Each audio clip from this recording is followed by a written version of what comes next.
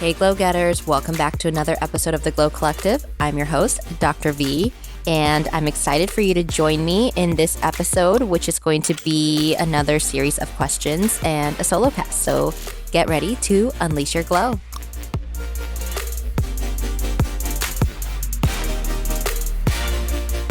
All right, welcome guys. So let's dive into the next set of questions. So this episode is dedicated to, it's a solo cast. So we're going to go through some deep self-introspective questions. I asked Diana, my podcast editor, to really get a list of questions that she would love answers to. I said it can be anything. I want something deep and provocative because that's what I want to talk about today.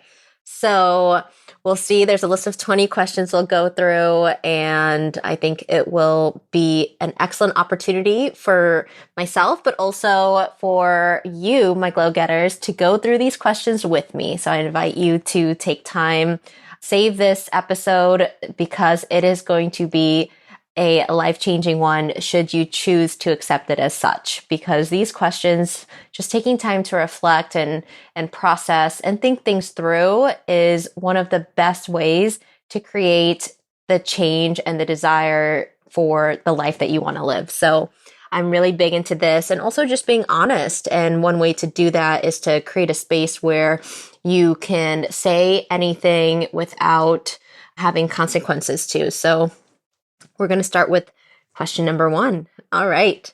So, are you satisfied with your current state, both mentally and physically? If the answer is no, what have you been lacking or not paying attention to? So, okay. So, are you satisfied? I want to say yes, because I like to practice. There's a Sanskrit word called santosha, which is like for contentment, to be content. And so, I like to do things to the extent where no matter what, that you find contentment with wherever you're at. So, but at the same time, have that balanced with a growth mentality. So I will say yes. I'm going to answer it both ways, because currently, yes, I'm happy with progress that I'm making, both physically and mentally, but there are definitely things to improve upon. And I have desires of things that I would like to do. So I think a lot of times the mental and the physical, like our mental health and our physical health, often go parallel, right? Like when you're looking your best, you're working out, you also feel better, you have more clarity, you're quicker on your feet, there's no fogginess, just, right? You think better, you feel better, and you do better, and you also take care of yourself better. So I do think that's an awesome question to start out with, because it's a way for you to pause and first say, okay, number 1, how are you feeling, and are you satisfied with it? And if not, now you're giving yourself an opportunity to say, okay, well, what have you been lacking or not paying attention to that's underlying, your dissatisfaction with something? So let's go with the answer. Let's say like there are things. So I'm going to say yes and no, but there are things that I would like to improve upon, or that I know will take me to the next peak, right? So let's answer that part of the question. So what have you been lacking or not paying attention to? I think a big thing for me is I love creating. I love dreaming. I have a very active imagination and visualization practice. And for me, a lot of it's been coming down to being grounded. And in order to expand, we have to ground ourselves first. And so where I would say that I've been lacking or not paying attention to is maybe certain elements of structure. I like to go with the flow. I like to stay flexible and fluid, but it is important to have those boundaries in place to hold that fluidity. And so for me, a lot of things would be just structure and detail, coming back to structure and detail, and balancing my spontaneous side with my Virgo, like list making type A side, to really get me to a balanced state mentally and physically, because you can overdo structure as well, right? When you hold yourself so rigidly, and I used to do this, that was me, where I wouldn't do things because I was like, oh, well, no, I don't do that. XYZ, this is what I do. I have my structure. You'll find me at this time doing this on this day. Repeat. And there's nothing wrong with that. But I also think, right, like maybe, I always say like, I had a little stick up my bunghole and I need to pull it out and live a little, right? But we don't also want to go crazy and not have any structure because then you don't get things done. And so a good balance where you're able to have that ebb and flow to give a little bit and also do the things you want is really helpful. And so what have I not been paying attention to? I would say boundaries. I think boundaries are a big topic and I will definitely have a podcast dedicated to that. But I think boundaries is key because when you enter that state, when you're in the ego thinks about themselves like me, and that's your boundary, right? You make decisions based on yourself. And part of where I was at least with my journey and my awakening process, was to shift from that me and I to us and that collective oneness and unity and everything in my life. I've been reframing that paradigm. So it's not just about me. It's about me in the context of others and the highest good for all of us together. And so part of that with boundaries where it gets challenging is you lose your boundaries in the space of oneness. There are no boundaries. You are limitless. You are ultra connected to everyone and everything simultaneously. And there's no room for there are no boundaries. And so when you're operating from that space, it can be challenging then to come back into this physical realm where I'm stuck in my human body as me, right? Dr.V, as everyone knows me here. And I need to make decisions based off of what Dr.V would do, right?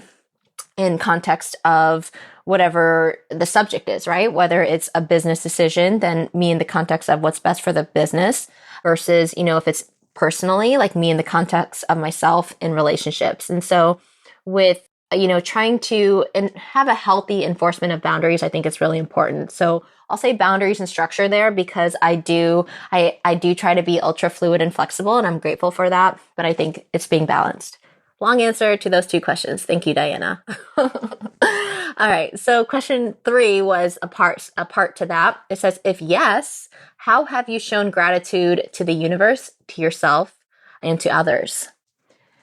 So I love this. So gratitude, I always say, right? And I picked it up from one of Dr. Joe Dispenza's YouTube videos that I used to listen to on repeat. And he would always say, gratitude is the ultimate state of receivership. And so let's dissect that. Gratitude, the state of giving thanks, is the ultimate state. So the peak state, right? The peak place you want to be of what? Of receivership. And what is receivership? It's receiving, right? Receiving things. And some of us, are big givers. And when you're a giver, it's hard to also receive. But part of this reciprocity that's needed in how we navigate ourselves, and especially ourselves in the context of the world and others, right? Life is fueled by our relationships. And it's not just about us. It's about how we operate within the community, within our family, within our workplace, our friends, our relations, our personal relationships, like with your partner. And so I think, when I say gratitude is the ultimate state of receivership, if you're in that state of gratitude, you don't have room or energy for negativity or to find faults with things. You're grateful, right? I want you guys listening to pause and think about when you feel the most grateful, what do you feel the most grateful for right now? You're listening. What do you feel grateful for? Maybe your family, maybe your kids, maybe your partner, maybe your job, maybe the car you drive in.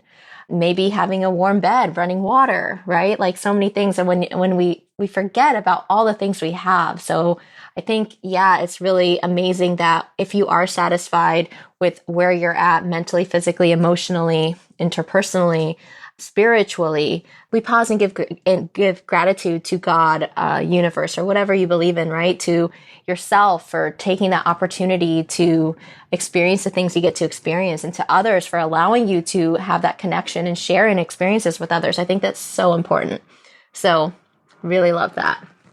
Now, question number 4. Where have you spent the most time looking for solitude? I love the word solitude. I think some people I think it's a word that's often can be misinterpreted as like loneliness, but loneliness is not the same as solitude. Solitude is this state where there's nothing and no one. You're with yourself, and it's an opportunity, the sacred time and space to get to be intimate with yourself in ways that many of us are not, where you can look at everything that you are and are not, whether you're journaling, drawing, dancing, cooking, singing, cleaning, whatever it is, preparing something, right? Like just to have that space, I think it's so important. So to answer the question, where have you spent most time looking for solitude? In meditation. And also I would say with certain practices. So a lot of it, I would say like within spiritual practices, I think it's really helpful because that's an opportunity to withdraw from everything and everyone, including yourself, and not withdraw like in this negative connotation where you're not facing things. It's where you're able to step into this space and let go of all your attachments and then become the true observer. And it's this ability to let go at whim or at will or whenever needed, and to enter this, to view life as the observer instead of as the reactor, as the responder, is, I think, one of the most important things that I would want you guys to learn, because you learn to be less reactive. You learn to be more content and be more happy with where you are, what you have. And you also are able to have time and space to create, to dream, and see what really makes you tick. And then to really create time to do those things and cut out the things that don't serve that energy that you want to cultivate. So I think solitude is really important. I think having time for yourself is really important. For me, it's usually as soon as I wake up, I like to go outside every day, no matter what, go outside, except when it's frigid, and just take that time for and space for myself before I have to, I get to address messages or connect with my team or work on business things, podcasts, whatever, family. So yeah, solitude within in nature and in my spiritual practices. And from that space, then you can learn to connect with others and be even more connected. And I think that's really valuable and really beautiful. So number 5, does that place bring inner peace and comfort, or are you running away from your problems? I think I kind of answered that. I think initially and I know I definitely used to do this, is I would use meditation as a way to avoid things, because I learned how to create this little happy place or like safe zone. I'll say a safe zone within myself. And all I have to do is close my eyes, not talk to anyone. And you can go in there and you can choose to hit the off button on the chatter in your brain. You can choose to decide what chatter you want to play in your brain, or shift the chatter to beautiful, like melodious music or whatever have you, right? Or pitch silence. And initially, I think it can be used to run away and not address things. But the difference between the two, whether it brings you peace and comfort or you choose to run away, that's a choice. And it's all based on your intention. And it takes a mindful awareness and cultivating that awareness to know when you're running away versus when you're using it to create that inner peace and comfort. And all of that takes time. So question number 6, do you think you've been communicating well with those around you? Oh, communication. I think it's one of my biggest things that I've been working on over my lifetime, and I will probably never stop working on it, because there's always something you can do to be a more effective communicator. And often, it's part of it is often we communicate and we're not listening, we're just talking. And the art of communication, learning to do that, is just so incredibly vital and crucial for your well-being and happiness. And part of that is using that communication with how you speak to yourself. And then from there, how you speak to others. So I'd like to say yes, But I know that there are probably things or situations where I probably did not communicate that well. Maybe not clearly enough because maybe I was thinking of something else while someone's talking to me, or just multitasking in my brain, or where I didn't want to address something just quite yet, right? You want to avoid a little bit longer, right? Like keep off polarizing subject a little bit longer. So yes and no. I'll say there's always things I can do to communicate better, but I am grateful that we have in this opportunity, or in this lifetime, the opportunity to improve upon ourselves and the way we do things. And so part of that is, communicating more clearly and more effectively, and doing so in less time, right? Where we can cut through the noise to see things for what they are. And as we do that, not be reactive to them, because often we'll base our reaction off of that emotion. And if you can do those things simultaneously in real time, where you're actively, right, taking in information, you're aware of what responses are going off or what buttons are getting triggered in your head. And at the same time, be like, okay, this is this. And then in real time, come up with a response of one that demonstrates that compassion and emotional intelligence. I think that is beautiful. So I'm going to pause, and I want to read a little piece that I found on faith, because I think that's really important. And I think as we, faith and trust and just being a human and navigating life takes that element of love and trust. So this is called, I picked it up probably from an article. I don't remember. So I'll just read the piece, but it's really good. So what is faith? It is to believe in the unseen and take action on the unseen. This is not about religion. It is about your relationship with Source, Universe, Creator, what it is to you. It is also about your relationship with yourself. Faith is like a muscle that we exercise to become stronger and stronger. The more you practice without fail, no matter what happens, the more your world will become what you desire. You have to train your brain to adopt and integrate a whole new paradigm. That takes practice and commitment. However, the rewards of enjoying a blissful relationship with the divine and creating the life you desire for real is absolutely worth it. The thing is, most people are lazy to put in the effort, and your ego mind loves to keep you in the same space, even if miserable. It's all about energy, and what you energize manifests. It is all about what you choose to focus on and give your power to. So practicing faith is to choose to energize what you desire.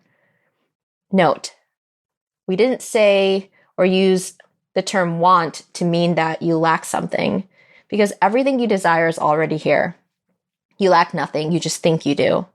And so I've taken that vocabulary I try to take that word out of my vocabulary, because then it makes you think that you don't have something yet. But the truth is, we have everything we need inside of us. We just forget it.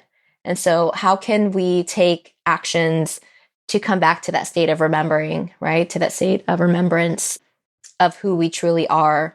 And that is where faith comes in, where I love, where this piece started off with, it is to believe in the unseen and take action on the unseen. So number one, you have to believe in what? Something that's not visible, the intangible.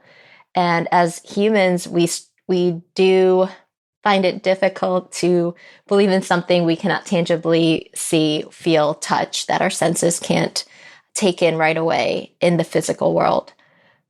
But not only that, you have to believe, and you also have to begin to take action on what has not been created in our physical reality. And that is where faith and trust come in. And so I really love that. It's like a measurement of the intangible, right? Of your belief. And now for a message from one of our sponsors.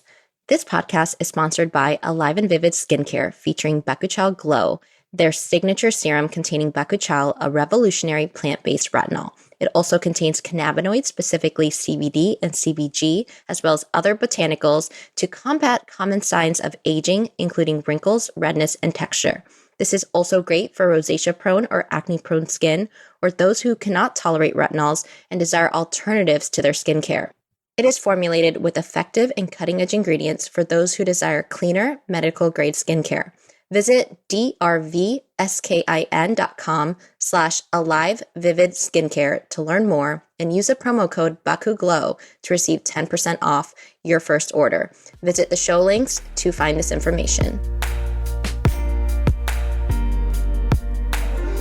So next question, how do you help others? Well, I think in a service-oriented world, or at least, within the business realm, what we do is in service for others. We're there. I'm a physician because I want to help others. And that is why, what my ultimate vocation is to help heal, right? And specifically within skin is to help. I've adopted it to believe, shift it to be, to help others come back to wholeness through their skincare. And so that's what I want to do to help people, what I believe I do. And there's also ways to do that to a greater degree. And so help others through my work as a professional, with my profession as a dermatologist. I do believe that by having this podcast and dedicating time, energy, space to, this podcast and taking time to express and share and be vulnerable, I do think that helps others because we learn from others' perspectives and other people's experience. And I know I've learned from things because someone just took the minute to share it. And so I think there's so many different ways we can help people. And I know many of you do in different ways on a daily basis. But I would say those would be two. I think just being kind, just being genuine. I think that's all ways that you can help others aside from the more tangible things in life. I think you can help others just by being a good human being and being compassionate to yourself. And I think if you treat yourself well, you're going to be more likely to treat others well. And that's a way that we can help ourselves. Help others is also as we help ourselves. So that's that question. So next one. What do you expect in return from those you've helped?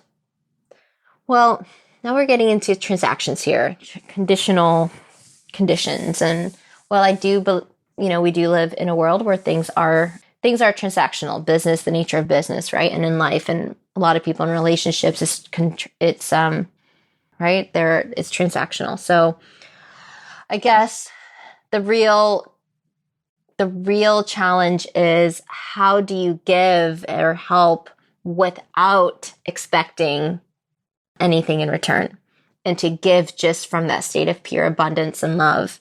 And that's what I'm shifting towards, which is challenging, right? Because we usually do things for others because we're going to get something in return, right? And basing it in that regard. And there's nothing wrong with that. I'm just at least in what I'm challenging myself is to step above and rise higher and step outside myself in different ways that maybe I hadn't ever before.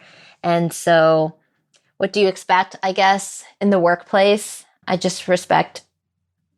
Well, there you go. I expect respect and love, just like a basic love for what you do, who you are, where you are, for what you are, and just expect kindness and compassion. I think if there's anything that I would say that I would hope from anything is, you receive, money and things like that. But I think the number one thing is if you can just receive genuine compassion from someone, I think that is something I would love to expect, but you can't always do it, or it's not always given. But that's a good question.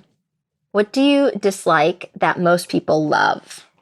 Well, I don't know in what context this is written, but I'll say simple things like, okay, like if you have your chips or things that you're eating out of like snacks, I love to like crush them up and like where no one usually likes to eat the crumbs. I love that part. Like with bread, I love the edges or the first piece and the last piece, right? So I would say that's what I love that most people dislike. What do I dislike that most people love? Well,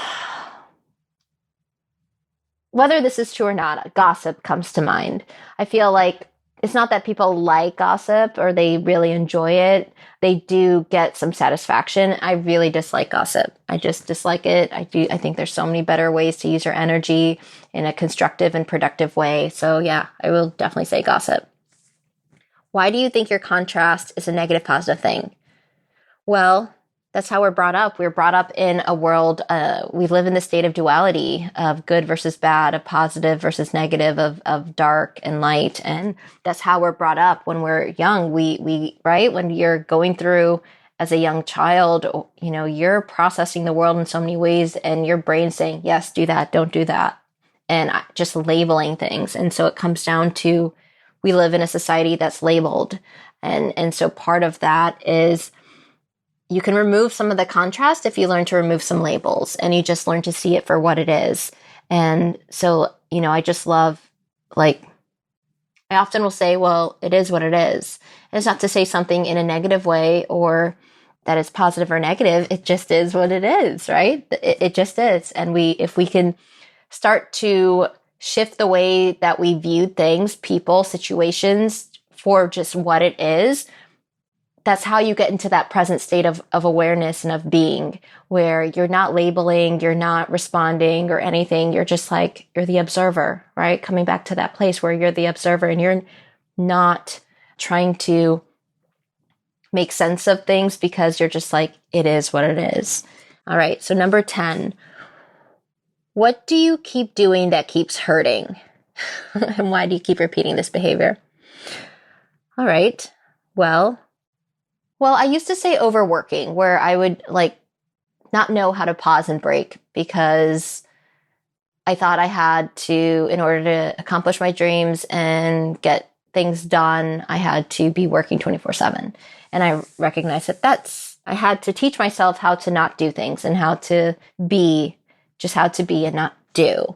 So that was one thing. So what do you keep doing that keeps hurting? Part of it maybe will be, I think, we let things go and release with food, exercise, relationships. And so part of it is I used to over exercise. I can definitely say that now because I live a very different lifestyle from the minute I wake up and what I think about now to a year ago. I would wake up and be like, okay, when do I get this mile in the morning? And when do I have to stretch and do yoga, pre-workout, do weights in the evening, do XYZ? And it's just a lot of chatter. And so now it's when I wake up, when can I go outside and get some pause? Or when can I just get that pause right away? And part of that is I had to teach myself how to sit down and not move, because in meditation, right, you're sitting. You can learn to do active meditation, like with walking and stuff like that. But I know I used to use every minute to do something. Even over my lunch break, I wanted to go for a walk. And the biggest shift was when I learned to, instead of go for a walk, is to learn to just unplug. And that, I think, it took time to stop repeating the behavior of moving, right? For example, or over exercising or something. We do it because of things we tell ourselves, the stories that we make up, or the storyline that's going on in our head.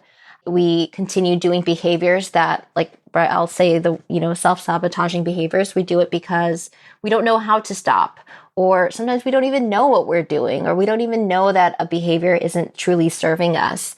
And then we don't know how to let it go because we become identified with it. And I think in that, it's a whole segment of how to unwire and reprogram and stop behaviors that don't serve us. I think it's so important. But part of that, what I love with this question, is being honest with yourself when you're saying, what am I doing that keeps hurting? Whether you stay up too late, you're watching too much TV, you're not taking time to connect with the others, you're numbing out, not responding to messages, not, keeping your place in a clean, organized environment, whatever it is. I think just asking that question and then asking yourself, you're not judging yourself. You're just saying, well, why do you keep doing that? And often we'll come up with a list of excuses, but ultimately we'll find that it's something that we want to avoid, or maybe we are lazy or we just don't know how, right? Or we lack like the ability or the skills to do it. So number 12, what's become more and more important to your well-being now than ever before? Easy. I'll just say pause and poise, that balance, the ability to unplug and turn off and on as needed. I think that's really important. And the ability to connect. I think just connection is so important, to be connected to yourself and connected to others in a truly meaningful way, and not just connected like with technology. I think it's being connected energetically. I think for me, that's what it's about, that energetic connection, and learning to understand that energy is a form of currency, right? It's a language. It is a behavior. It's an art form.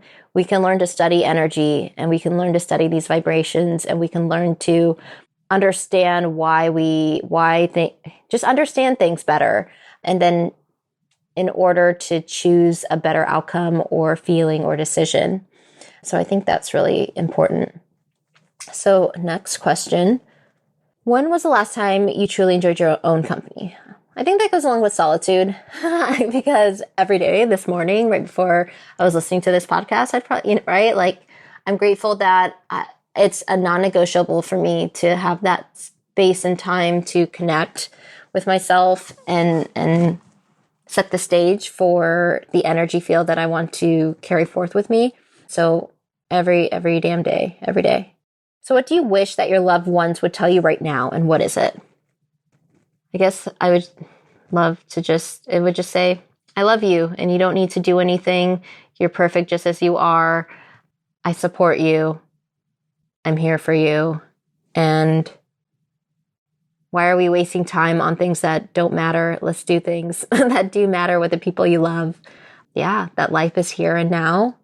Don't waste your time and precious energy on things that don't matter, and spend time on the things that do matter. Number 14, I want to thank myself for fill in the blank. I want to thank myself for God, just for God consciousness. When I wrote out, I'm a very spiritual person, in case you guys haven't figured that out yet. But I think for my 33rd birthday, I wrote myself a letter. And this letter, I think was something that I come back to every time I forget or you lose track of. So I'll read this part of this letter out just so you know. Yeah, I think grateful for connection to God. That's number one. From there, everything else flows. So for my 33rd birthday, I said, devote yourself fully to the Lord, give all the fruits to Him, and receive transcendental love and bliss. It's your birthday, you beautiful girl. May all your dreams come true. May you have a deep knowing and blissful guide that everything you could ever dream of is happening before your eyes. You only need to step back and allow the magic to take place. You are such a mind blower. It's time to bend your reality and experience your wildest dreams.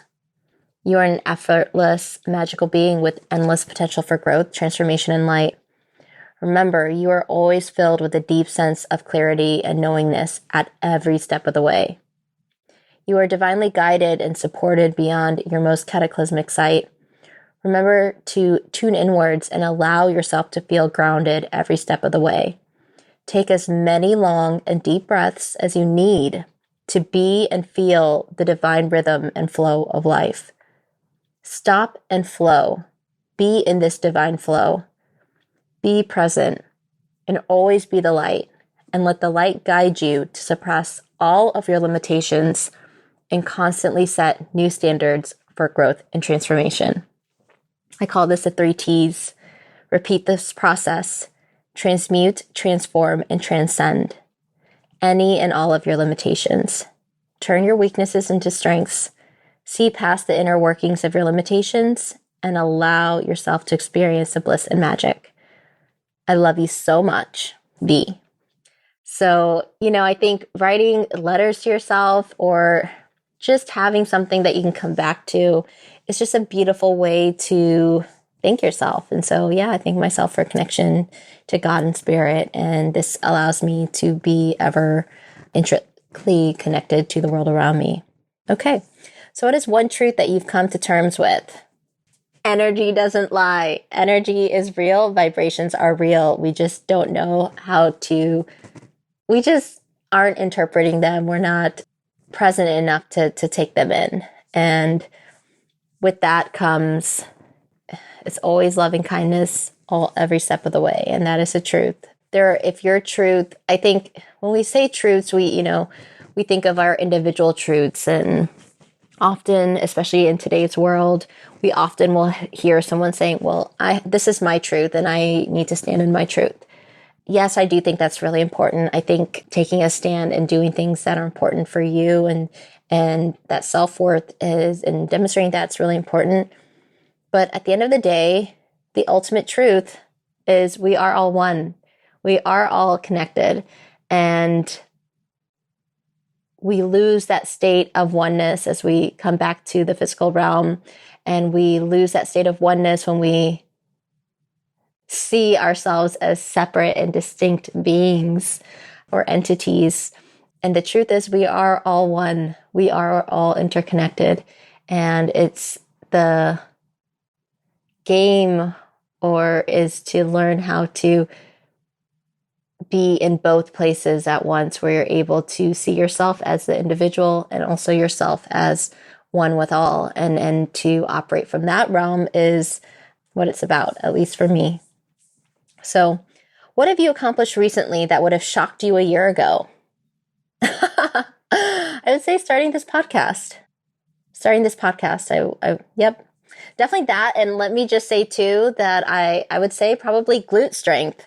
I've always had really skinny legs, and I think I went through a really big, I went through a growth spurt of when I just shifted from cardio-based to weight-based training, and literally just, grew some glutes and some legs. And I would never have thought that I'd have to buy new clothes and underwear because of those gains. So, yeah. And what you put your mind to, you can accomplish. So, yeah, I'll say both those things. All right, number 17. What doubts do you have about yourself that you know are not true? Oh, I think we have so many doubts, right? I think now, I think it's important to have a healthy sense of your doubts and to see them as that, and to use them as a jumping platform to take action in spite of your doubts. So for me, I would say that I have something worth sharing, that people would want to listen to this, that I can run a business and create a business, that I know what I'm doing sometimes. Sometimes you don't feel that way, or you lose track of things, that you have it all figured out, because those aren't true. And I think you never have things figured out. And if you do, well, good. But what I know is knowing that everything is figure outable gives me a good sense of comfort, because then no matter what situation you're put in, you're like, okay, well, we'll figure this out. So even if you doubt something, you can take action in spite of those. Why and who do you envy? Ooh, I don't like the word envy. I don't like jealousy. So I'm going to take those out. But because I have to answer this question, let's see. Why and who do you envy? So I think I don't use the word envy and jealousy anymore, because they're just, they don't serve my higher self. And maybe in the past, I'll answer this from in the past. I used to envy, you would envy things or compete with people. And so let's say, I'm a girl's girl, but I'm not a girl's girl. I'm not one to be very cliquey. I'm, pretty rooted in myself. I can get along with different people in different ways. And so if there's anything I would envy or used to envy, it would just be to be in groups of people and want to enjoy it for long periods of time. Or the ability to be so put together, like people that always are so put together, right? Like, I was like, wow, you're like you're on point. Like, you are on point. would used to say people that could do handstands, and then I learned how to do it, so don't envy that. I'll say I envy people that can do like backflips and front flips, but yeah. I think it's common to human nature to envy things that we don't have or things that we want. But yeah, so I think if you just switch the word, you just change the connotation. So we'll keep envy because envy is what it is. We can use envy or jealousy as something that we can learn from and use it as a way to listen a little more and just take pause and listen and to see why we feel the way we feel about things or why we have certain preferences. So I will answer that. And why do you envy those things? Well, yeah, I think I answered that part. Yeah, I think we envy what we don't have, and we want what we don't have. And often even when we get what we want, well, then we move on to the next thing because we don't know how to be content. So I used to envy people that were balanced and had this equanimity, this grace and this poise and this confidence, this knowingness and trust, people that could speak with clarity and this knowingness, until you learn that we all have that ability. We just have to allow ourselves to step into that and to release things that hold us back from that being, that person who we're all meant to be. So yeah. What do you have to offer in a healthy, happy, romantic relationship? Okay. I would say many things because, well, skincare. I can offer a lot of skincare, Botox. So, since I love Xeomin, we'll say Xeomin and glow ups. That's about it, guys. That's it. That's all I have to offer. All right, just kidding. Mindfulness, awareness, consciousness, good vibes. I think good vibes, a good space. Say laughter. Try to find the levity in things and even in heavier situations. Structure and spontaneity. We'll say those things. Yeah, and just peace, comfort. Wow. Okay. Got a lot to offer here, huh? All right. So why are you hiding and avoiding your own feelings even when you're alone? Well, I used to numb out to things, and I can say that I can say that now because it's been a big drastic shift. I used to, overeat or binge eat, over exercise, just binge watch TV because I didn't want to think about things, and we do it because we're not ready to face the music. We're not ready to see ourselves or take responsibility for ourselves and our behaviors and actions. We do it because we're not ready for change, or we fear change, and it's better to stay in our comfort zone. So I do think those are all reasons for why we hide and avoid our feelings and numb out. And, we're meant to live in the energy that we want to live in. And for me, that energy is of flow and of trust and love and of compassion and just like freedom, right? Of this just like fluidity where you go in and it's like this like nice, beautiful breeze of air and you're in this expansive space and you just feel so good, right? Like that's the feeling that at least I want to live in and cultivate and also share with others. So almost at the final question. Let's see here. Yeah. Hope you guys have loved these questions. They're fun. I have no idea what she was going to ask me, so it's kind of nice to get some surprise questions here. So bonus question. All right. How has listening to your own worries and introspection changed you by the end of this episode?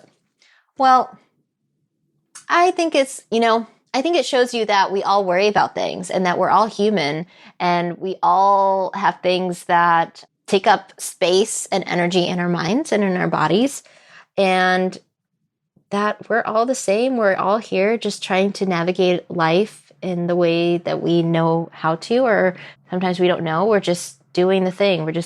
Get up and doing the damn thing.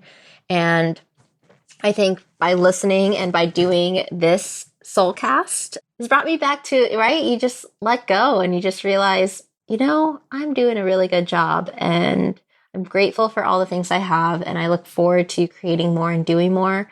But right now, like in this moment, like there's freedom and love and trust and compassion that comes just from being open, honest, and vulnerable with yourself and with others. And you also come to the space where you no longer are afraid of sharing things or of sharing your truths with yourself or with others. And you also know that, everything is figure outable. So I would say, lets me release things and I feel lighter, more full, and I feel brighter. So thank you, Diana, for these questions. If you guys have specific questions, make sure to send them in to us. You can tag us on Instagram. You can use the comment box on our website. And, if this podcast resonated with you, then I invite you to share it with some of your friends or family who you think it would benefit and keep this mission growing. And you know what we always say, unleash your glow. And until next time, guys.